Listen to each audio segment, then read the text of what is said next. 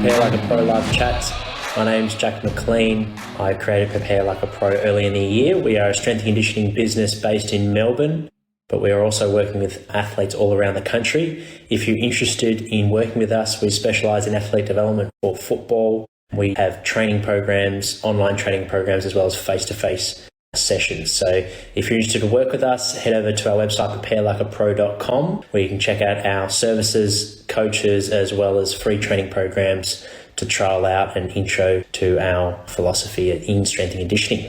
Super excited tonight to welcome David Watts to join me in a live Q&A. David is the strength and power coach at the Melbourne Football Club. He's a level 3 ASCA coach at the Australian Strength and Conditioning Association, where he's also a master level coach, which is a high recognition, the highest level you can get in ASCA. David spent well over 10 years developing in human performance. As a coach, he was an accomplished athlete himself and quickly realised he had a passion and strong interest and became a strength and conditioning coach. So super excited for this chat. Feel free to send through questions for those that are jumping onto this chat. I'm just going to invite David on now. How you going, mate? I'm good, mate. Yourself? Thanks for joining. I saw you popped on with Maccas before. Had a peek. Yeah. I thought I'd jump on for a look. I gotta be honest, mate, you didn't tell me you were interviewing Maccas before me. So you've just gone ahead and stitched me up. Mate, the head of performance at Port Adelaide, the swankiest fitness team in the AFL. There's some lowly scum from Melbourne coming in. Oh, I thought you were that good at your podcast with, what was it, the Australian Fitness podcast. I thought, this guy handles a bit of pressure, all right? We'll set the tone early. No, it was a good chat. But yeah, looking forward to this one as well, mate. Thanks for jumping on. We'll crack straight in. And for all those watching, make sure to send through questions to Dave by hitting the question button at the bottom there. But take us back to the beginning, mate. At what age did you realise that you had a passion for fitness and wanted to be a strength and conditioning coach? Mate, I was a field hockey athlete originally. So a little bit of commonality there with me and Maccas. But I guess when I was at the Queensland Academy of Sport as an athlete, I was doing an undergrad at the time. Initially, I'd gone to become a HBE teacher, but I kind of saw what my S&C did for a living and very sort of quickly realised that's what I want to do. I thought it was a pretty cool way to earn a living. So yeah, I started to pick his brain more and more, and one thing led to another, and then eventually started an intern with him. So yeah, that's where it all sort of started, mate. Fantastic. And at what age? Was that teenage years, 20s? Where did you? First moved to Brisbane just straight after year 12, so I would have been 18. And I probably would have been 18, 19 when I was really starting to wrap my head around S&C. I'd done your local sort of gym sessions at your fitness clubs back where I'm from. Yeah, exactly. Yep. Yeah. But yeah, not until I got to the QAS and was working with a genuine S&C to just probably have a better appreciation for the profession. Yeah. And was it a performance benefit that you experienced with working with him that you liked? Or you mentioned the lifestyle, you thought it was a good career to work in. What engaged you? What did you enjoy that he did as a coach? It's the things we see day in, day out in this profession is like you get to help people achieve things that they didn't think they could achieve by themselves. So you teach people how to do max strength training, and you see someone's deadlift, especially in that developmental space. You see people just get stronger and stronger and stronger every day. And you see the confidence boost that comes along with that. I really enjoyed that developmental space, especially my time in the QAS. Yeah. And then bring that forward to now, whether it's getting a guy through a long-term rehab or seeing someone run 36 k's an hour and crack 10 meters a second for the first time, those are things that sort of get you up. So, yeah. Yeah, awesome. And have you had mentors along the way or strong influences that have you mentioned the strength and conditioning coach that helped you as a field hockey athlete. Have there been others along the way? Yeah, so Kieran would have been my first one. Kieran Young. He's currently the head of performance at Paddle Sports Australia, so canoe, kayak. Yep. He would be one of my biggest influences, probably not just as an S&C, but also as a person. He's really top class. But I do think it was a genuine kickstart that I had to my career, that I landed at QAS and I was just surrounded by 5 really high quality S&Cs that I got to learn from. So from day one, I had Jeremy Shepherd, and who many people know, and Michael Davey, who's now working in the NBA with the Bucks, and Kieran, obviously, and Andrew Lollam's been in the QAS for a very long time and a really well-credentialed coach in his own right. So I just had a really good group around me when I first started. So I think that's kick-started things. And then since then, I'd say that Chris Dennis at the Geelong Cats I just genuinely believe he's probably the best strength coach that I've worked under.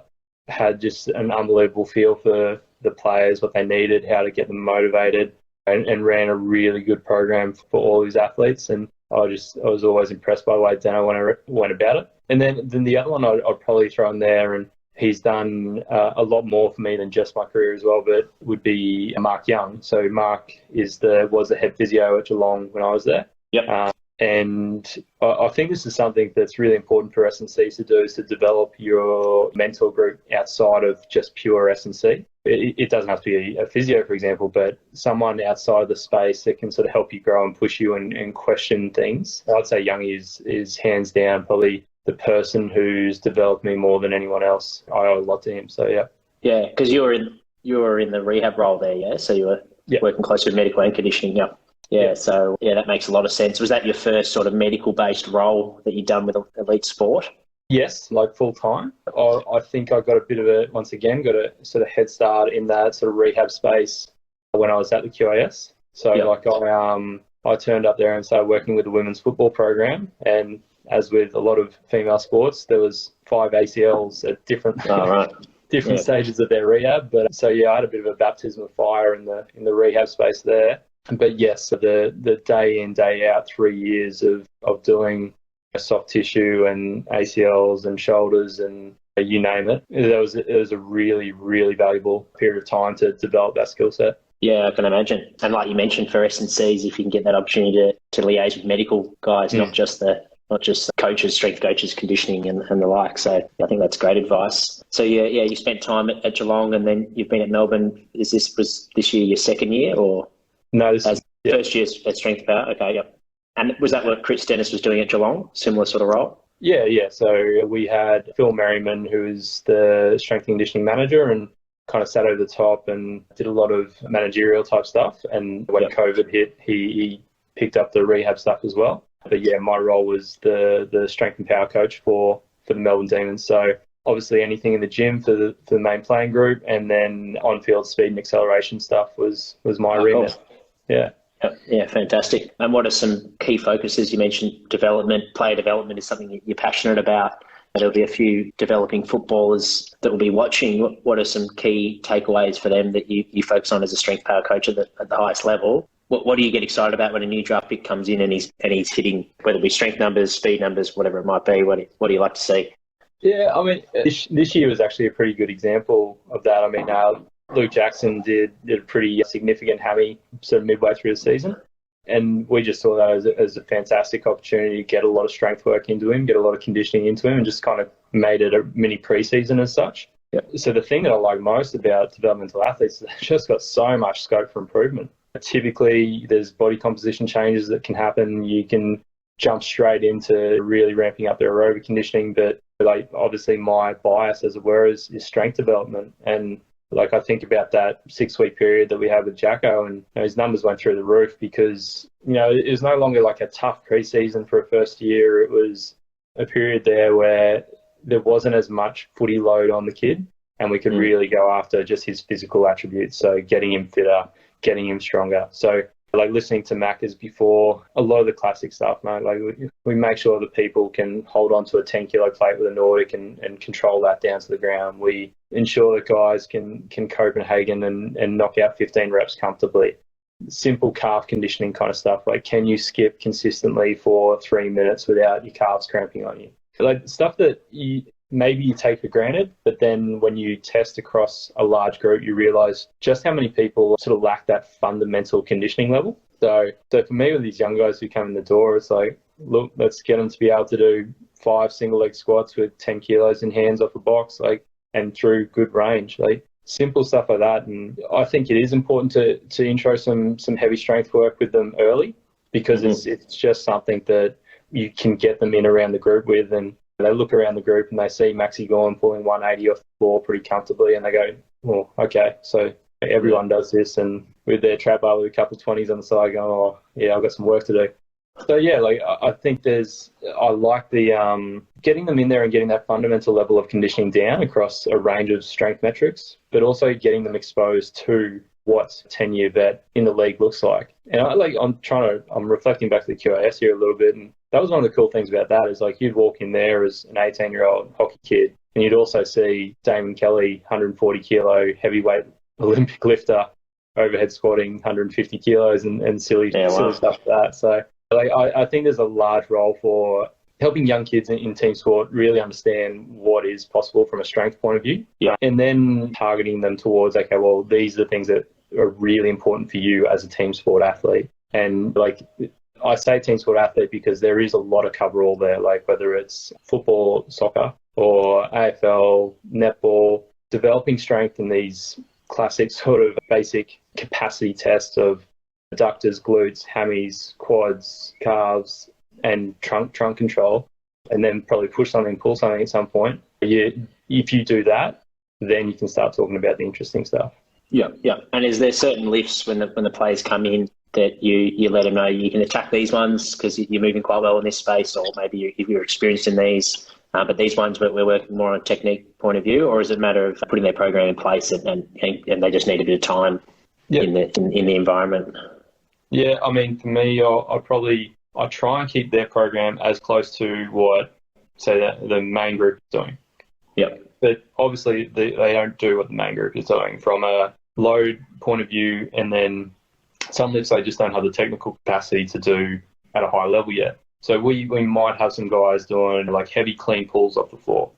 They're not going to be doing that sort of stuff yet. So instead, we're just doing fundamental plyo stuff, like go check out some of Lockie Wilmot's basic plyo progressions, and we'll teach them how to absorb and then how to produce and a single leg, double leg, and teach them all that sort of stuff. And at the same time, we're getting them strong in lifting from the floor, whether it's just a simple trap bar deadlift or just a classical deadlift, maybe off blocks or something, if we want to just go from a range that they can actually control their mechanics with first. So at the same time as you're teaching them how to produce and absorb, you're also just giving them the strength capacity to be able to do it. So then in 6 months' time, or whenever you feel like it's appropriate and you've progressed it well and the skill is there, you can start doing heavy pulls from the floor, and you can develop the strength and power qualities that's going to help them play the sport at a really high level. Yeah, fantastic. And you've seen plenty of successful players and teams, both at Geelong and Melbourne. For the young guys watching, is there traits, whether it be physical or mental, that you think really important to work on before going into the AFL system? I guess if you were to take on a NAB league role, what would your sort of focus points be at the junior level?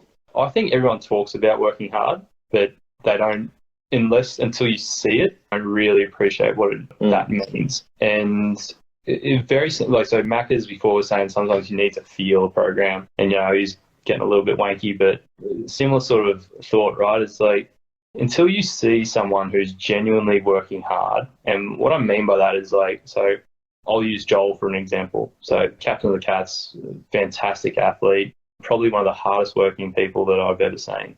He'd be in the club an hour before anyone else. And this was regular because I'd be in there as a rehab coach early quite often because I'll be setting up GPS units or doing whatever. And you roll in and Joel will be on the Pilates reformer going through his mobility series and his activation stuff before any other player has walked in the door. And then you see the amount of work that he also does from just a leadership point of view around the club, like the extra interviews and whatever else he does on top of all the football demand. Yeah. So I use that example to say that everyone talks about working hard until they realise what is actually involved with working hard. And the way that, like the model that I've tried to communicate across to people is like to use the two really formative books that I know most S&Cs probably would have read, which is Grit and Growth Mindset. And once you kind of apply both of those two things to your practice as an athlete, like there's not a whole lot that you can't really achieve if you apply those things and apply them well. So Grit just talks about the effort you put in counts twice. And go and find the book and read through why that's the case. And then Growth Mindset is quite simple. The simplest way to define growth mindset is to add yet to the end of any statement you make about something you can't do. So I can't squat 2 times body weight. Yeah, awesome. Fantastic. And that's something that, do you apply that to your coaching in day-to-day sort of life? Whether it be, I know you work with CrossFitters as well privately, and Melbourne with these young boys, if they're having that sort of terminology, do you apply that into your coaching, or is it more say, I think you benefit from reading this book? Definitely a bit of both. I'd say, like, for example, Burjo passed on a book to Stephen May this year, and Maisie got a whole lot out of it from just digging in and doing that work by himself. So there is that aspect, and we definitely do things like that. But I'd say that it's about like the hardest thing to do is to call behaviours out that are out of line with what you want, and then to redirect people back towards what you do want.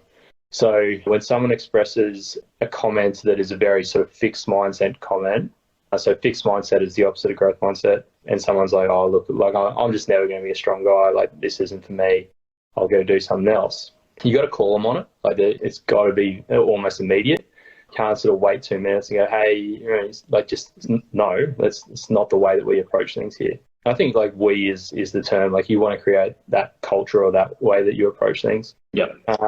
So I think there's genuinely like that element, and then finally it's having a bit of a formalized approach about how you do it. So for me, like, I do have like a little Evernote note set up that's kind of like my approach to high performance culture or behavior. And so, yeah, there's elements in there from grit, growth, mindset, the obstacle is the way, anything to do with the behaviors or attitudes that you want people to express in your culture.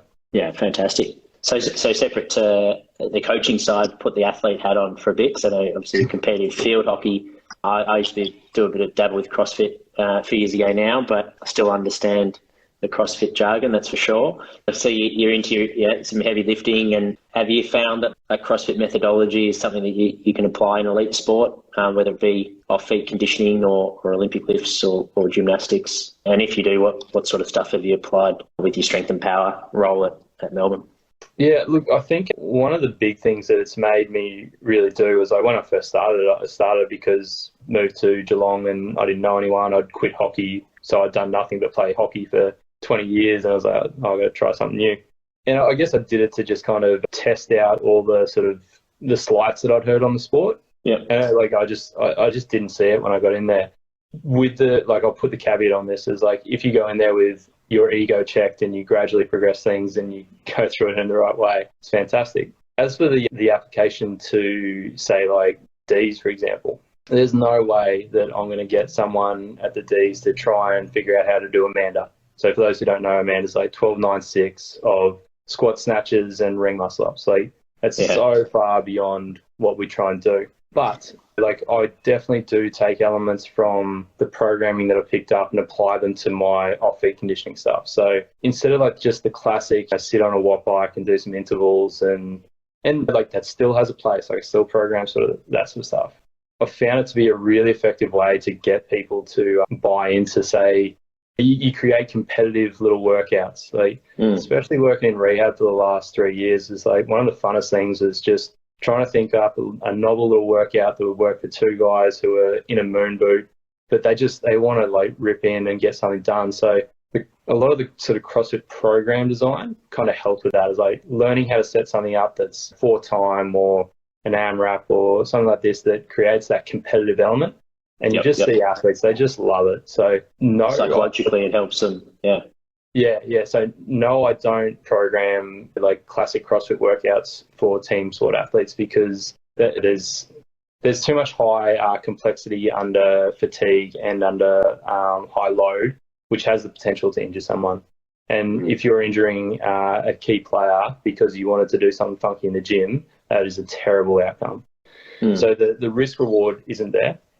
But what you do take from it is you take the really valuable stuff of like how they create these sort of competitive environments in their workout design that, you know, can give you a really good stimulus, as well as the psychological value you get from someone who's been in rehab for 3 months and is just kind of over it and gets to do something fun. So yeah, that makes sense. And do you compete in the sport yourself, or is it more a hobby that you trial for your coaching purposes? Yeah, look, I'd say compete is probably a bit of a stretch. Like, I really enjoy it, and I get a lot of community and friendship from it. It's kind of like my outlet from S&C. I do throw myself into the occasional competition, but I'm a long way from anything meaningful. Like, when you do CrossFit for a little while, you start to get a little bit of an ego initially. You're like, oh yeah, like, I can do this stuff. Yeah. Then you do it for a little bit longer and you realize just how impressive what like the top guys do, and it is unbelievable. Like, What they can do under large amounts of fatigue is the single most impressive thing. Like, I made a point in my ACA presentation recently. It's like Matt Fraser cleaned 170 at the 2019 games, and he's like 87 kilos, little fella, but he wins the clean event. Cleaning 170 isn't really the more impressive thing. The more impressive thing is the fact that he's done it on like day 3 of the games when they've done however many other ridiculous things and would have been under enormous amounts of fatigue and still was able to get the job done. Like that, that's the stuff that's impressive. Yeah. It's a pretty cool event to watch the games, and Rich Fronting sort of set the tone, and then Fraser's just completely taken over and doing similar things to the sport. Cool to see Tia and Cara dominating as well from the women's point of view for the Aussies out there. Thanks for joining us, mate. We'll wrap it up. I know time's pretty important. What are you excited for 2021? 2021, I'm really excited for a new facility out at Casey Fields. We've moved out of Amy, so got a brand new gym that I've been busting my ass like for the last week to set up. COVID restrictions, there's only one allowed in there, so I'm not the biggest handyman going rounds, but my screwdriver and spanner work has improved significantly over the last week. You're setting up a gym, did you say? Yes, yeah. Sorry, I skipped over that a little bit. So setting up a gym, putting in all the new equipment and setting things up and moving things around 3 times because you don't like the layout. But I'm sure I'll do it. It's a massive job. Yeah, you got to get. And does that mean? Sorry, I wasn't aware of that. So is Melbourne moving out of Amy, or is this? I think this is just going to be for this year. I think it's just depending on finances and whatever else. Like I don't know where that's at. I think we'll be out there this year and then sort of come back to Amy and hopefully at that time there's a vaccine and whatever else. I think the main reason is just having so many elite professional sporting teams in that one location. You have the risk across 3 different sporting domains is a bit too high. Actually, it's probably been a theme of the chat in terms of environment and seeing what excellence looks like. Do you think this is something that's just popped up in my head, but do you think with Melbourne Storm and even I'm sure Melbourne Victory train there as well, are there things that the coaches, fitness staff, but also the players see that you potentially integrate into, or even just from a technique point of view, or it might be the Storm boys smashing out big weights that is inspiring, or do you guys all have schedules where you don't really cross over? Yeah, I'd probably say that the last one is there's probably not enough sort of crossover for that to really happen, for you to really sort of see what people do. I'd say that we do have a little bit of crossover in the gym with the Storm boys, and like I've only been in this role for 1 year, and half of this year has been spent up in Twin Waters. I could be wrong, but they're probably not enough. But it's probably more the hallway conversations you might have about little things that pop up. You're like, oh, okay, that's interesting. That's a cool way of going about stuff. So and people regularly talk to the quality of the culture at the Storm, and from my limited exposure to it, I'd say that it's very true. Yeah. Oh, fantastic. Thanks for jumping on, mate. Appreciate the chat and you sharing your knowledge and experiences with us. It's been awesome. No worries at all, mate. I hope you enjoyed. Awesome. Cheers, Dave. Thanks.